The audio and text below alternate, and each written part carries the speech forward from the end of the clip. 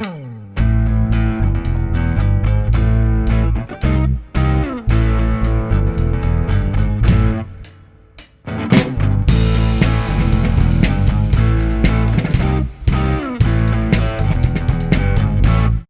is a dado blade?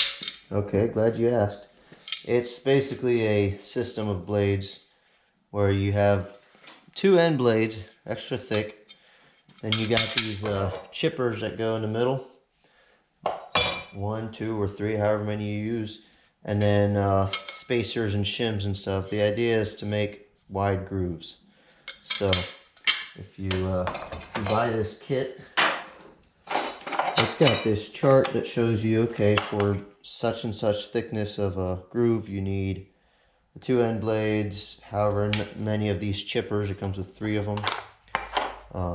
Where the heck did the third one go? There it is. And then shims / spacers. It says which sizes to use, so you can get your final width of exactly what size groove you're trying to cut. I'm using this Dado stack to cut grooves in the rails and the box parts of the cabinets where the plywood pieces will glue in. And basically it just goes on a regular table saw. Pretty straightforward. You got the first blade goes on there. In this particular case I need a couple of shims. Actually, so we're gonna put the first chipper on there.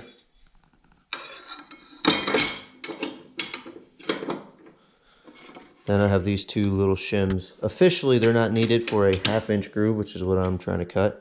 But I have found that with the plywood that I'm using, doing it without these shims makes it a little too tight for the size of groove that I'm going for the size of plywood that I'm trying to put in there. So I found what works for me. You can do the same. Just gotta make sure the teeth are all not hitting each other. And then tighten it back up.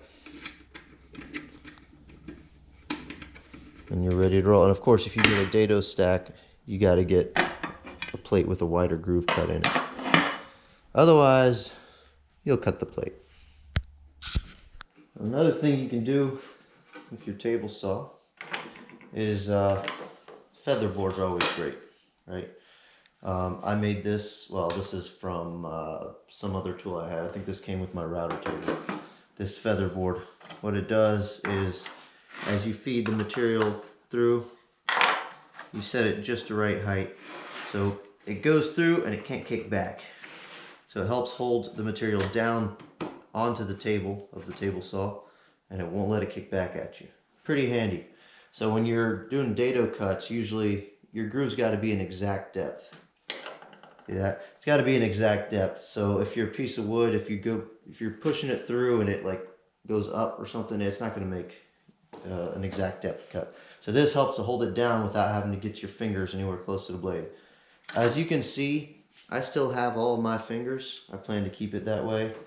So always use the push sticks, blocks, all that good stuff. Use jigs and use feather boards whenever you can. So anyways,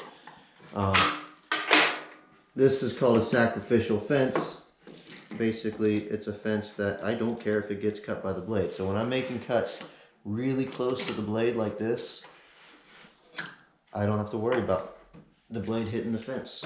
Because on some of these, I'm going to be within 1/8 of an inch of the blade so I'll be cutting a groove within 1/8 of an inch of the edge of the piece of wood. That's a little too close for comfort for me. I don't want anything happening to my table saw fence, so we're using a sacrificial fence. And the other benefit is it allows me to put this feather board on here. So the way I'm going to set that up is get a piece of wood the thickness of what I'm going to be cutting, put it on there, push it down, not real tight, but just, you know, firm enough, and then I tighten these screws. And I just made this thing out of a piece of scrap wood. It's no big deal. You can buy fancier contraptions, and I'm sure they're real nice, but for something this simple, I just made it. See that? It's not going to want to kick back, but it slides through okay. There we go.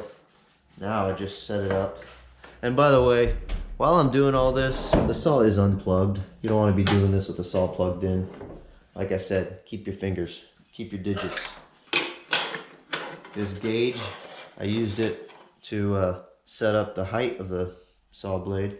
Now I'm going to use it to set up how far I'm cutting from the fence so I can get a nice exact location for the groove. And the groove, by the way, it's going to be basically something like here. That's what I'm going to be cutting out. And then this piece of plywood on the side of the cabinet is going to sit right into there. So I need to get within about a 1/4 inch of the fence right here. And yeah, I'll run the pieces through. And then that's going to be for the rails of the cabinets, meaning, or sorry, the stiles, which are the vertical pieces. And the rails are also going to have a groove where the bottom piece of plywood glues in.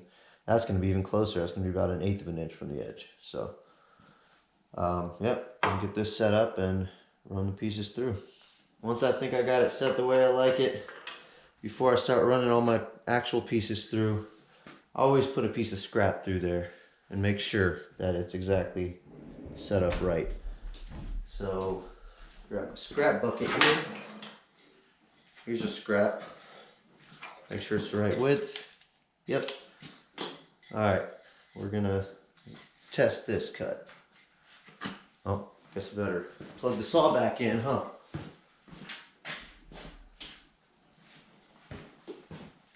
Alright, here we go.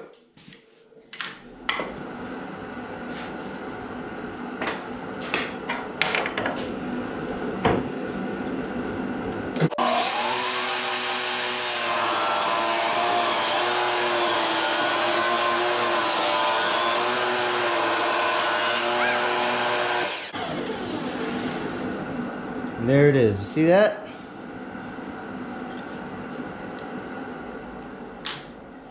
That's a beautiful groove. If we measure it, let's see. We want a 1/4 inch there. Yeah. We're close, but we're not quite exactly where I want to be. Luckily I have a gazillion test pieces, or scrap pieces, so we can make another test. The depth of the cut is perfect. We're right at that 1/4 inch we want. So we're going to leave that where it is, but we're going to move over by a hair.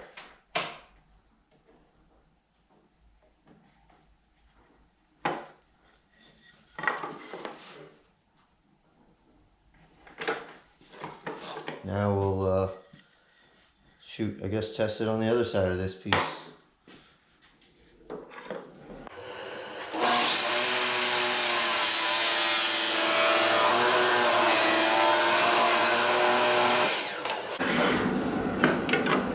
Alright, let's see if that's better.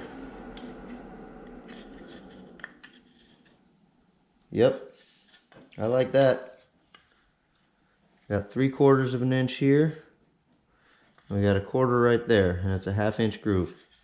This is it. Oh, and then to test the fit for the plywood, this is the type of plywood that's going to go in there. Let's see. Goes right in there. It's nice and snug, but not so tight that it, you know, breaks it. That's what we want right there.